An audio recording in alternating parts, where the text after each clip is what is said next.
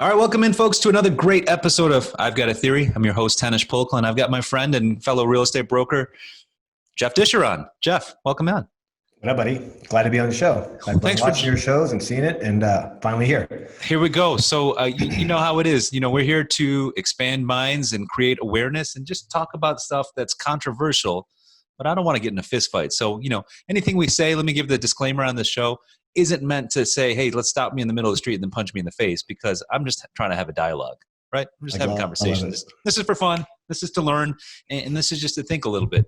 So before we get started, got to say a quick thanks to Manscaped for hooking up some sweet products for men, for their men's grooming aids. This is the age of you gotta look good everywhere, and you don't want to surprise someone with, date 3 and you don't have your stuff taken care of. I love it. It looks like we're on the same. It looks like we're on the same plan too. So yeah, exactly. Well, this is for men's parts specifically, but you can use it anywhere. The lighting is nice. Like you got this thing on, and it's got a little light on it, so I can illuminate those hard to see areas. And they got all kinds of other lotions and stuff. So we got a good thing with Manscaped. If you use the code I've Got a Theory, they're getting you discounts and free shipping and stuff like that. And it's a popular product. I'm surprised by how many of my guests that I've had on be like, "Oh yeah, I already have that stuff." I'm like, "Well, shit, who am I going to sell this to?" I see their ads everywhere. I mean, I see their stuff everywhere. So. Oh, they're pumping it. Yeah, they're pumping it. So I'm assuming other people think it's pretty good, because it's some good stuff out that they've got out. And so you don't get this far, and you don't get to sell stuff like this if it didn't check out, right? We're in too much of a review heavy industry and world where if you put out something bunk, it dies quickly. Quick. Yeah, dies real quick. You won't even see the light of day. But yeah, Manscaped's selling and they're doing it. So buy their stuff. It's good for them. Good for them, and good for you, and hopefully your partner. Yeah. So that's that. So Jeff, so my theory, and we can kind of take this in different ways, is that, coronavirus is hot. We've shut down the economy again. We're shutting down businesses. There's curfews. I don't know if I can go out to my favorite sushi shop tomorrow night. Got to make reservations and see if they have outdoor seating, I guess. But the fact is that this is that conversation where people kind of scoff at people that say personal responsibility. But I really kind of like to lean on that, because anything you do in life is dangerous.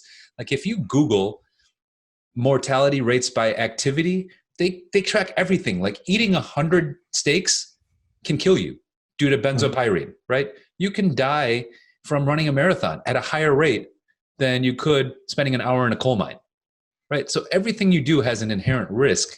But I think that when you're predisposed to something, right, you can die from going to the ocean. I like this as an example because I live a few miles away. Like, yeah, there's days where there's big waves. I'm like, shit, I'm not a strong swimmer. I'm probably going to stay out of the ocean. But I know that. So I don't have to have the lifeguard save me. And if you talk to a lifeguards save like hundreds of people per year per lifeguard. Did you know that?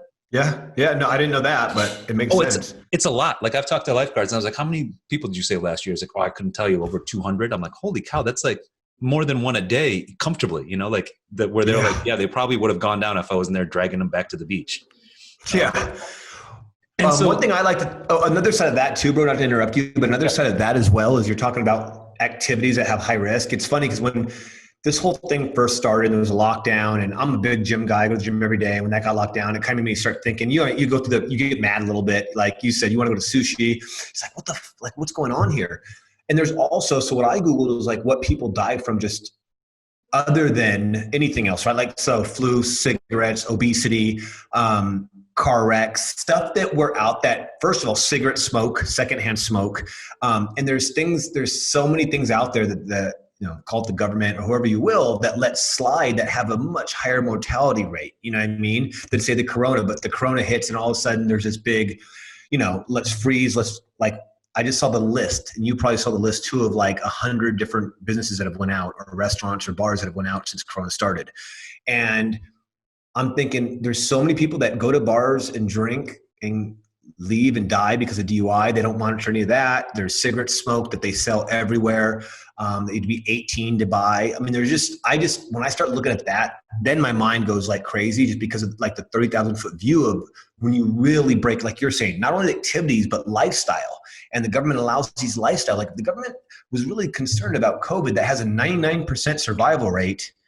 Why do they let people smoke cigarettes that has like a crazy death rate from lung cancer? You know what I mean? Why do they? Sure. Yeah. You know what I'm saying? Heart, like there's heart disease is number one, right? And heart disease is like preventable. Stay healthy. Correct. Don't eat shit all day long. And you could prevent heart disease, right? Yeah. That kills 650,000 people per year in the United States. 650,000. Yet there's still a McDonald's and a Jack in the Box on every corner. And all of our beef is subsidized and all of our fast food is subsidized. And so you can buy a $2 hamburger that should probably cost $8, beef that's in it, but we're subsidizing the beef industries. I'm not sure for what, so is there some larger conspiracy that they want to sell heart disease medicines?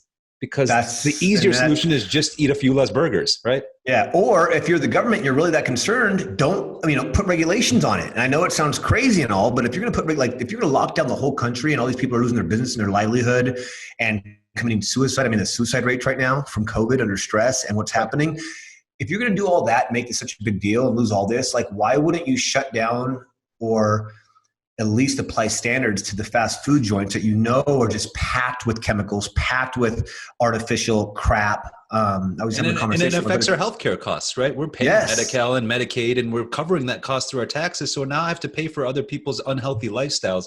But banning and things like that isn't necessarily the solution as much as it is the incentives and the financial incentives and the support. So if they said, hey, guess what?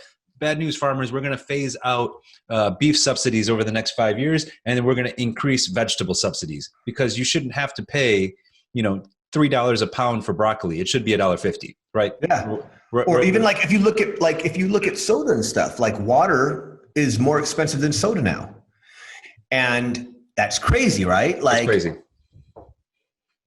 Like when you start looking at salads. Hold it, Jeff. Hold it. You cut out for a second. You're losing internet. Is it me? It's my internet. I'll have Carl edit that out in a second. Cool. It looks like you're coming through again. All right, let's go back to it. You're saying you was crazy that. I'm saying that you froze. Yeah, I'm checking our network. Keep cutting out. I'm not sure why. It's my internet because it says my internet connection. I'm not sure why. Is unstable or something? Yeah, maybe. Yeah, it said unstable. It went away now. Okay. Yeah. Oh yeah. Let me do that. Hold on, man. Let me close some Windows. Shit. Yeah. Hold on. Let me just. Boom. Boom. Boom. Boom. He can cut this out. We're good. All right. Let's try that now. Here we go. Yeah, you're coming through. Cool. So I forget what I was saying exactly, but I'm just saying like if they really cared and maybe you don't do it. What I was saying is a salad, you go to McDonald's and a salad is $8 and a hamburger is 99 cents. Yeah. Like it's just a few vegetables and a little bit of lettuce and that alone doesn't make sense at all. Right. So, so monetary policy along with that is the way the government could get involved. Right. But obviously, this gets into the deeper dive of who's paying who, campaign finance contributions, the farmers industry that grow these things and they like the profit margin, the subsidies, and same with dairy and same with all these things. And so it's always a monetary policy and it's always financially related, which is unfortunate at the cost of our health.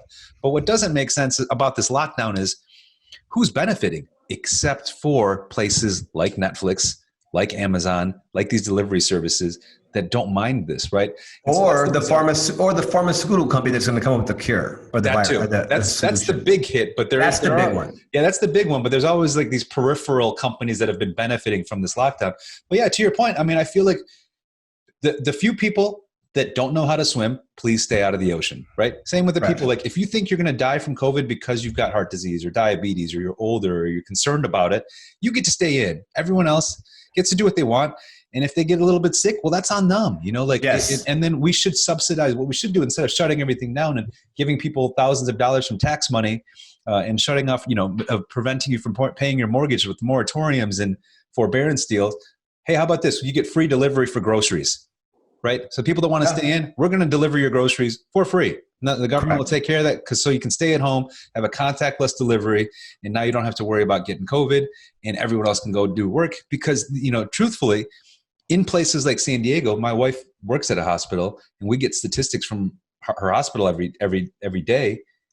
They're like at 30% capacity. They don't have these issues that you hear about on the media that says, oh, Florida is overwhelmed and North Carolina is overwhelmed and Minnesota is. Well, yeah, sure, if you find isolated places, but in the other 100 spots, they're probably not overwhelmed. Right? They're not. There's been people that have exposed that have actually went to the hospitals with cameras and showed when they're like, oh, they're overbooked. And they show the parking lot was like 5 cars in it. They show them like people, like there's nobody there. So It's hard to say, is it real? What's real? What's not, Yeah, so there's a little bit of that, and then this kind of comes down to there's a concept called security theater. Have you heard of that word before? I haven't. So this happened. It started off with 9/11, and probably before that. But 9/11 happened, and then all of a sudden, airplane travel shut down, and then they put in all these new measures, and you had to go through all the security, and you had to get to the airport, 1 or 2 hours earlier than you used to get through all the lines and security.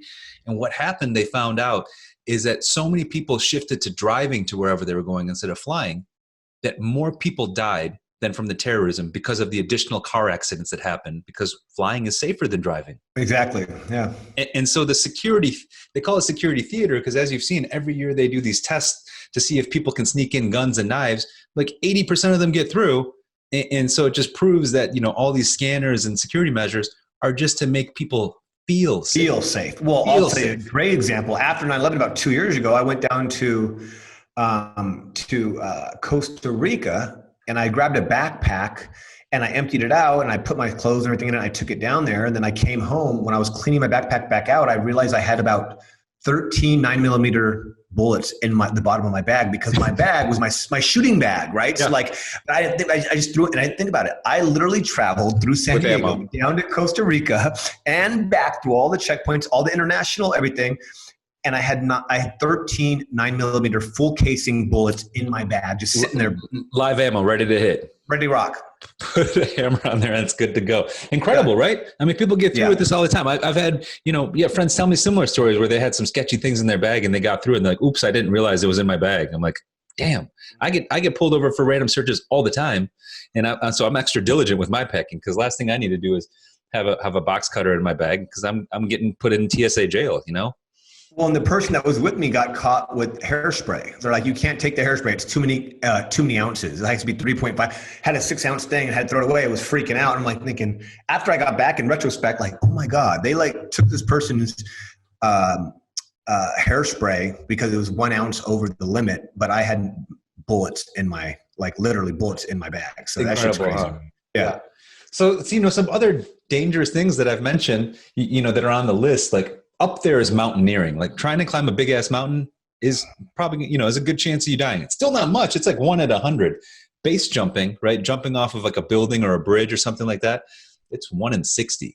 That's why these guys that do this, they all know people that have died, because so many people die from it. It's just not a safe thing to do. It's insane. It's not a safe thing to do. If you think about it, I mean, if there's 60 people up there ready to jump off the bridge, if there's 60 people that are signed up that day to jump off the bridge, one of them's going to die. That's crazy. Who's going to die today out of these 60 that are about to jump? That's sketch. But all of these things, there's such a, and we hear this because we have friends that are defense attorneys who are personal injury attorneys. Dog attacks happen a lot. And you might not die from a dog attack, but I'd be more scared of a dog attack than getting coronavirus at this point. 1,000%. And so the thing is, there's so many people that get it, and you've heard of it, and people that are our age or, give or take, or even younger, get it. And they're like, I didn't even notice I had it. And they tested me randomly and I have coronavirus. So I guess I have to do nothing for the next 14 days. There goes my job. And my wife and I've heard lots of stories like this, and I'm sure you're hearing it too, with all these businesses shutting down. What are the consequences of this shutdown? And has that potentially killed as many or more people than the actual disease, right? And so losing your job, right? I heard someone that said that they got sick, So then their whole family had to quarantine. And then one of their family members lost their jobs because they're like, well, if you're not at work, we can't keep you around. I keep paying you, or whatever, I got to get work done. And so like how many people have lost their jobs, and now we're getting this income inequality, and being poor has a higher chance of you dying than being middle or high income, right? Well, yeah, and there's that decision of where do you, like, if there's a 98% survival rate if you get the virus, and then all these people are losing their jobs, that's going to cost where do you draw the line between the economy and people's livelihoods completely deteriorating versus, hey, we have a 99% survival rate, but we're still in a lockdown and cause all these businesses to die and shut down and never come back. For the 1% of people who pass, and I'm not saying one life is worth 100, whatever it may be, but I'm just saying if it's a 1% chance you're going to, and then when you take that 1% and break it down, it's like people that are overweight or people that are above the age of 70, that's who that 1% typically is. So then it's like, okay, when you look at all other numbers given that you can actually measure, all the metrics, it's like, what's worse, shutting down the economy to save that 1% with all these people, the livelihoods of suicide, the families that are just losing everything? I mean, I'm even scared. Obviously, I'm in the housing industry, and what's going to happen when all this forbearance, all these other things start playing out and people don't get their jobs back and people aren't able to, like, what's that going to look like? So there's just a lot of repercussions that we're not even aware of yet that are coming from this. Right. This is going to last for years. And the crazy thing is like, as much as I want to say, it's probably a conspiracy and there's something going on, the odd thing is that so many governments, so many countries, so many organizations are in favor of these kind of measures, are in favor of these lockdowns and stuff like that, which is the hard thing to palate, is like, why is this happening? One, and then two, how come the personal responsibility angle gets downplayed as is reckless, right? So when people say, oh yeah, personal responsibility, that's reckless and that's rude for you to consider, I'm like, I don't get why. Please enlighten me. And I've never gotten a good explanation. You have any theories on that? Yeah. I mean, to be honest, it's typically people, I hate saying it, people that want it, that are lazy, that are complacent, that want it. I mean, and I know other countries are doing it, but it's usually people that are saying that are probably in a better financial position than most people. Or I feel like it could almost be the other side. It can almost be like people, and I've noticed it, I mean, I know we're not supposed to talk business, but just in general, people that, and I'll just use MySpace, for example, people that did well or were successful or ambitious before COVID, they're the ones that are still out there that are thinking like you and I, that like take responsibility, keep everything pushing. The ones that were like half foot in, half foot out, barely worked, went to more of the happy hours and the actual showings, that were just like these, I hate to say it, these fake agents, these people that are doing a couple of deals, they're the ones I feel, and this is what I've seen, that are using this as a reason to fall back or say, stay home, because it's almost like a justification for them not to work, or for people not to do something, or people have an excuse not to do shit, not to go to work. So do you think it's their lack of personal responsibility or accountability is making them saying, let's bring everyone down? Well, it's almost like, I always think back to when I was in high school, and for 2 years I went out and it snowed. Well, if all of a sudden it was starting to snow a little bit, they would call off school. And the people that wanted to go to school, that like good grades want to learn, they were like, oh, this sucks. But everyone else, me included, it was like, oh, cool, it snows, no school. We just look for a reason to stay home and chill. You know what I mean? Right. And that's the way I feel. It's almost like I've been using that analogy, like, people that wanted to go to school, that had good friends, that love school, they're like, oh, this sucks. I don't want to lock down. Like, let's just go to school. It's a little bit of fucking snow. What's that? Put your boots on, put your jacket on, and get to school. Let's go. But people that were like, didn't like school, that want to hang out and just do other shit, they're like, oh, cool, a little bit of snow, cool, shut down. That's snow day. And at the end of the day, we all could have went to snow day if we really wanted. But you see what I'm saying? There's that separation, and that's what I feel like it almost is. Like, coronavirus is a snow day, and some people are like, dude, it's a flu coronavirus. Get back to work. Take your precautions, follow the guidelines, and get back to work. And then everyone else is like, no, it's coronavirus.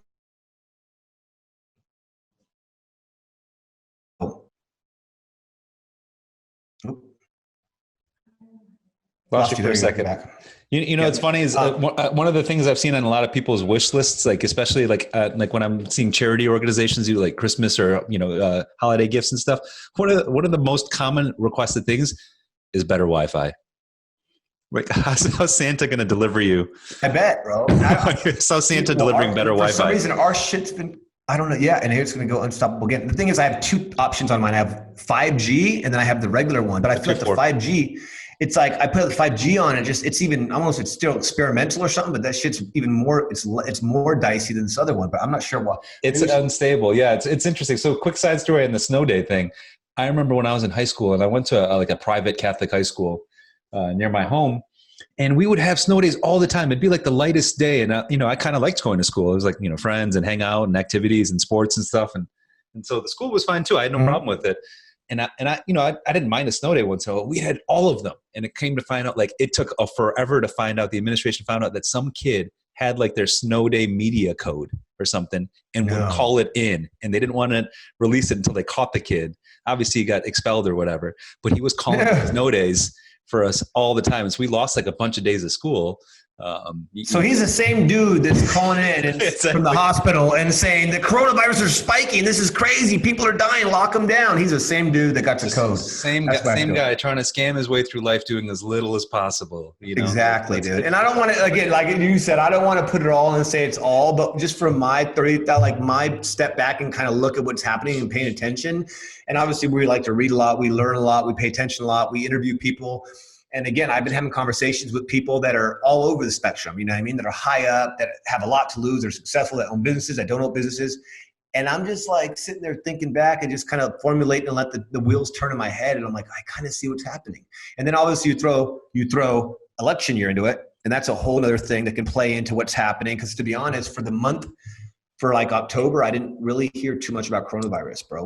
It was like Biden. It was all election. Yeah. Election. It was all election. There was no corona. Everything was good. Nobody was tripping. Everyone was out. The bars were going crazy. Everyone was popping. It was fun. And all of a sudden, bing, it's over, done. Now coronavirus all of a sudden spikes and they lock everything down right after elections. Yeah, it's I don't know how to think of this, and then it's hard because like no one would have predicted in March that we'd still be talking about this in nearly December. I know. No chance. And so now what's going on, there's like no end in sight. Obviously, everyone's hopeful for these vaccines. This brings up the other topics. Like these vaccines are sketchy. I'm not taking it. I'll be honest. See what I'm saying? I'm not taking yeah. These vaccines are sketchy. They are sketchy, dude. Like I don't even take the flu one either. Nor I. Nor does my wife, who's trained medically. She's like, I always ask the physician if they take the flu medicines, and most times they don't. Every doctor does not take the flu vaccine. No, they won't. Well, there's a crazy other statistics about even cancer. Half the doctors that they surveyed wouldn't even take the same or go through the same treatment as they put their cancer patients through if they had cancer, which is insane to me. Really? I did not know that. Yeah. Well, my mom passed from cancer this year, like early this year. And it's all right, good. I was talking to everyone about it. And so I went down the rabbit hole, right? My mom had cancer. They're like, you have 12 months to live. I'm like, fuck that. She has more than that. This is my mom. Like, so I went down that whole thing. And then I started realizing like a lot of the chemos and a lot of these super expensive, and I was taking care of my mom, like financially. So the super expensive, like prescriptions and all this stuff. And I started looking at all, because there's so many they're on, there's so many treatments, it's so expensive. So I started digging down the rabbit hole and watching like every documentary on like on Amazon, on Netflix, and just really trying to figure out, because that's my thing is like, the way I look at it, man, is if you investigate or research a topic enough across all platforms or spectrums, you'll get a general kind of set consensus of what's happening, give or take. You know what I mean? Yeah. So like you get the range, right? You get the range. Extremes, right? Correct. And then you can kind of feel where, okay, you're way over here, you're way over here, but here's kind of what's happening. And so I did that for almost a year. And so going down those rabbit holes, because I'm seeing all these medications she's on, I'm seeing all these treatments and how she feels and what's happening. And so I started going that rabbit hole and I started finding crazy stats like that, that like a lot of the doctors that they surveyed wouldn't even take the medication or do the treatment that they're asking their patients to do. And then it comes down to, again, monetary policy, like monetary, what are they doing? And then that's a whole other thing is like, even when they were showing these doctors through medical school, they're almost taught or inbred, like they start getting bombarded on like, look at the pharmaceutical companies, they provide the newest drugs and they're almost taught to prescribe these drugs, whether they're good doctors. I mean, we try to assume they're all good, but they're literally taught through school how it works. Like the pharmaceuticals are constantly, their scientists are coming up with new stuff. Here's what you do. You prescribe the most, you do this, and it's almost like, well, shit, dude, it's just like built into the system. You know what I mean? It very much is. And I have a great doctor and he's nice enough, but it is sketchy because anytime I call him with any kind of concern, he's like, you want me to prescribe you X, Y, and Z? I'm like, I'd rather have that be the very last option. Are there other things we could do first? But they do it fast. Like they won't even talk about diet. They won't talk about nothing. They're just like, oh, you can't sleep. Here's Ambien. You're like, what? Bro, I just can't sleep. Like, what about like, is there other ways I could do it? Maybe meditate or something? They won't know diet. No, Ambien here. Boom. Yeah. Let me sell you something. And that's what it is. And so that is a little bit sketchy too. And, you know, to commiserate a little bit, my daughter has cancer and she's 3.5 years old. Fortunately, she's on the positive side of it and seems like she'll get through it. But we dug into it a lot and we're like, shit, you know, like what are these treatments? But for kids, and because they've got the recovery rate, it was a death sentence 30, 40 years ago. Fortunately, with the technologies for the version that she's got, she's seemingly gonna be fine, you know. But nice. But I could see how, I hear these stories a lot because now that I'm a cancer family, you know, we hear all these things that happen, and that's like one of the highest rates of death, right below heart disease, is like neoplasms, tumors, and just random cancers that just get people, and the next thing you know, they're dead in 3 weeks or 3 months or whatever it is. Yes. It happens fast. And it happens fast. It's right up there. Yeah. It sees 1 in 7 over a lifetime to die from cancer. I mean, it's a lot. And I know, and there's a lot of directions that can go and everything else. And that's, again, goes back to our first point though, is like, there's so many other things. I feel like why aren't they making a big deal about so many other things that are affecting people? You know and they're not even tracking flu deaths, right? Like they're like, you know, well, every single flu death is just considered a corona death, right? That's it. Dude, if you break your leg and die, it's like a corona death. I feel like for a while there, everything was just like corona, because they were getting like, I forget what it was, 26,000 or 13,000 per coronavirus that they deemed coronavirus, which is crazy too. But no, because they don't think about the other, you know, the underlying causes. They just attribute it all to coronavirus. You could die, you know, I saw this joke and there's like, this woman's like, you know, hey honey, do you think I put on weight during quarantine? And the husband's like, well, you weren't really thin before quarantine, right? Bad day. Cause of death, COVID. Yeah. Because wife murdered them. You know, like, that's the crazy part, bro. That's why I'm just like, dude, like there's so much. And I think most of the people, obviously you and I,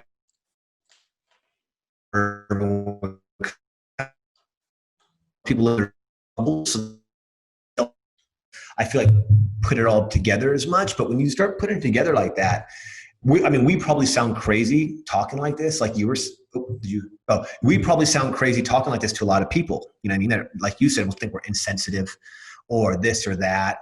But I think that if more people were to collect more data and actually really be aware, as opposed to just listening to the media and the news and then just taking that for face value and acting on it, and we'd be in a much better place. Yeah, for sure. It goes like that for everything though. Yeah, for sure. I mean, we don't have to beat the issue up, but you know, like it relates back to my initial analogy of like going to the ocean. Like going into the ocean is risky if you're not a good swimmer, but if you're a fine swimmer, thousands of surfers do it every day and they come right back out of the water.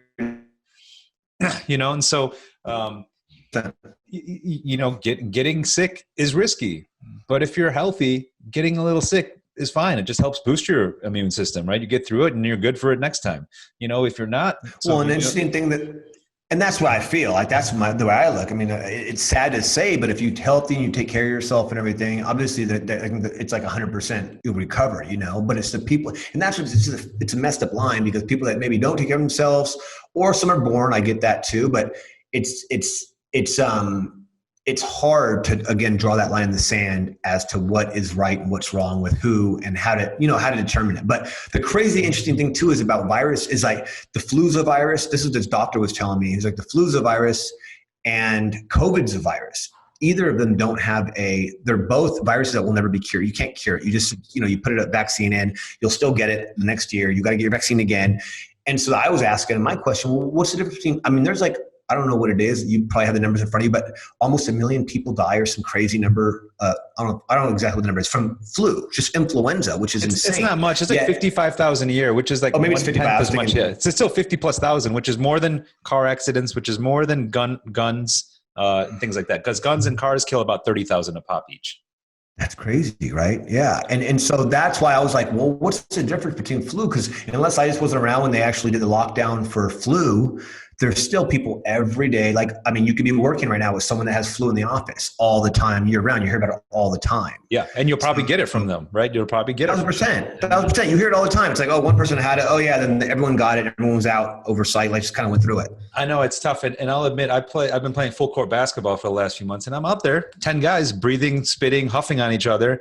And I'm like, shit, if they have it and they're passing it to me, let me get that version. Cause I just saw them run up and down this court, full court, and their lungs seem to be just fine. Right. But that happens too, because you can get like a toned down version of the virus, and then your body can fight it a little bit better. And that's what vaccines are, right? They basically send you like a version of the virus that says, cool, this is a super mild version that your body can fight, and then build up the tolerance for it. So when you get the full blown version, you're already ready to go. It's a small blip as opposed to laying you up for 2 weeks. Yeah. And I don't know about that. Like, I'm not into the whole virus and putting it. My thing is, like I said, I'd rather just catch it naturally. Like, that's what I'm saying. Not the vaccine, but you could still catch it from someone that's healthy, and it might be a beat up version of the vaccine, right? It might be like, holy shit, this is like, I'm super weakened. I got into a new person. I can barely fight it, and their immune system has just squashed me. 1,000%. Well, and a funny story too is I live in a high rise downtown, and it's some older people, mixed, but mostly older people. And you only have 4 people in the elevator. There's like little spots where you're supposed to stand. Well, right after this last lockdown, the door opens, there's 4 people in there, and they're just kind of chopping it up, talking with their mask on. And they're like, come on in. We don't carry a virus. I go in. I'm like, all right, I don't care either. I go in, and we're all wearing masks. And then it stops 2 floors down, and 2 more people are like, oh, they're like, come on in. I'm like, shit. So now we have like 7 people in this damn thing. And I'm sitting there like, well, okay, whatever. And all of a sudden they're like, oh, we don't care. And one of the girls like, hey, I have my mask on, but I've already had the coronavirus, so I'm good. And then all of a sudden everyone's like, I've had it too. The whole fucking elevator basically had coronavirus. And I was the youngest at 42 in the elevator. They were all like 50 and over. The oldest was probably set in their 70s. But they had all sat there, and everyone was just laughing about it. And there was like 7 people, which I'm surprised nobody got fined for it, because they'll fine you for that in this damn building. But 7 people, all older at the Grand. Yeah, if you don't follow the rules, you get this $200 fine for every. If your dog barks too many times in a row, it's $200. It's like insane. But like, the point though is that, and that building's typically super stuffy, super, I mean, they have rules for everything. That's why they're probably the same ones that come with the $200. But they're so like sticklers on everything that all of a sudden I saw that. And that was like an aha moment for me. I got in there, and all these older, but like 50 to 70-year-olds that I would think were like, no, 2 people. They were like bringing them on. Yeah.